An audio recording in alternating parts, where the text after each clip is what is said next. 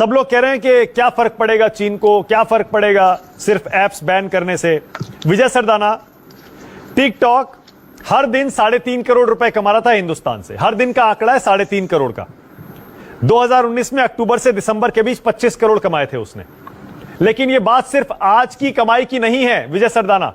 क्या यह सच नहीं है कि आज सारी की सारी कंपनियां, स्पेशली ई कॉमर्स की मार्केट में देख लीजिए, जो बड़े बड़े डिस्काउंट देती हैं, वो चाहती हैं ज्यादा से ज्यादा कंज्यूमर उनके साथ जुड़े, उनका डेटा वो अपने पास सेव करें और उसको अगले 10 साल, 15 साल, 20 साल के लिए कैसे इस्तेमाल करना है अपने बिजनेस को बढ़ाने में, उसके लिए इस्तेमाल करें। उस लिहाज से चीन पर क्या यह बड़ी सर्जिकल स्ट्राइक नहीं है विजय सरदाना?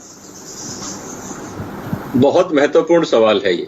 मैं आपके सामने कुछ आर्थिक आंकड़े रखता हूं और वो आपको बताएगा कि क्यों चीन तिलमिला रहा है। आज की तारीख में जो एप्स का मार्केट है, 2019 में जो एप्स का मार्केट था वो था $85 बिलियन का, जो रेवेन्यू जनरेट होता था ऐप से। 2020 में ये था $100 बिलियन। 2024 में ये मार्केट हो जाता $171 बिलियन। अगर आज आप चाइना को बंद कर रहे हो, चाइना एक व्यापारिक रणनीति के तहत भी, अगर मैं मान लीजिए सामरिक नीति नहीं भी है, मैं उस पर बाद में आऊंगा, व्यापारिक नीति के तहत भी $170 बिलियन का चाइना का मार्केट है, मतलब एप्स का मार्केट है, जिसमें चाइना सबसे बड़ा प्लेयर है। पहली बात, टिकटॉक का 30% जो यूजर है वो भारत में है। एग्जैक्टली। और यूथ दुनिया में सबसे ज्यादा एप्स यूज करते हैं और सबसे बड़ी यूथ मार्केट दुनिया की भारत है। आप इस बात को समझिए कि $170 बिलियन में अगर आपने चाइनीज ऐप बंद कर दिए तो आपने आराम से उनके $50 बिलियन का नुकसान कर दिया। पहली बात। दूसरी बात, आपके इन एप्स की स्टॉक मार्केट में वैल्यूएशन होती है। आज जो कंपनी टिकटॉक चलाती है उसका मार्केट वैल्यूएशन है $100 बिलियन। $100 बिलियन आने वाले समय में अगर आप इसका बिजनेस प्रोजेक्शन करें 15 से 20% ग्रोथ की, तो आज जो एप्स का मार्केट का वैल्यूएशन है वो है $500 बिलियन, जो बढ़ के $1 ट्रिलियन हो जाता है अगले 3 साल में। ठीक है।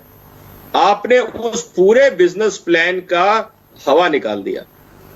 तो कहने का मतलब यह है कि चाइना ने जो अपना कैश फ्लो मैनेजमेंट किया था कि हम भारत से और दुनिया से $20 बिलियन कमाएंगे और हमारी फौज में लगाएंगे, तुमने उसका पेंचर कर दिया। अब वो फौज का पैसा उसको कहां से देना पड़ेगा? उसको अपने बाकी रिसोर्सेज से देना पड़ेगा। अब क्या होगा कि चाइना की बैलेंस शीट गड़बड़ाने लगेगी। जब आपकी बैलेंस शीट गड़बड़ाने लगती है, आपके साउथ चाइना सी में खर्चे बढ़ गए हैं, आपके अंदर हांगकांग में अनरेस्ट चल रहा है, बाकी जगह आप पेंडेमिक से झेल रहे हो, भारत का बॉर्डर आपने खोल दिया है, आप वन रोड वन बेल्ट की स्कीम पे बिलियंस ऑफ डॉलर दुनिया को कमिट कर चुके हो। जब आपका इनफ्लो नहीं रहेगा पैसे का, तो आप आउटफ्लो कैसे करोगे? और जब आपका आउटफ्लो हो रहा है, तभी तो आपकी दुनिया में ताकत है। तभी तो लोग आपके पास आ रहे थे कि चाइना पैसे दे रहा है तो छोटे छोटे सारे दे। Exactly. हाथ जोड़ के चाइना के आगे खड़े थे। आज जब आप उनको कुछ दे ही नहीं रहे हो, तो वो काहे को आपको पूछेंगे?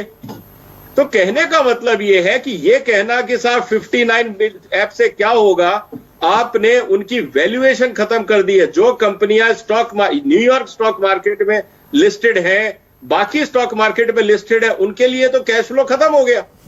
जब कैश फ्लो खत्म हो गया तो वैल्यूएशन कम होगी। तो मुझे लगता है कि हमारे जो राजनीतिक दल है उनको अपनी थोड़ी विचार शक्ति को बढ़ाना होगा। दुनिया कैसे काम करती है, कैसे इंटर रिलेटेड है, कैसे इंटर कनेक्टेड है, उसको समझना होगा। सिर्फ मोदी वर्सेस राहुल गांधी करेंगे तो हम कुछ नहीं समझ पाएंगे। ओके, बिल्कुल सही है। ना मोदी का रोल है, नहीं, जाहिर है, बिल्कुल सही है।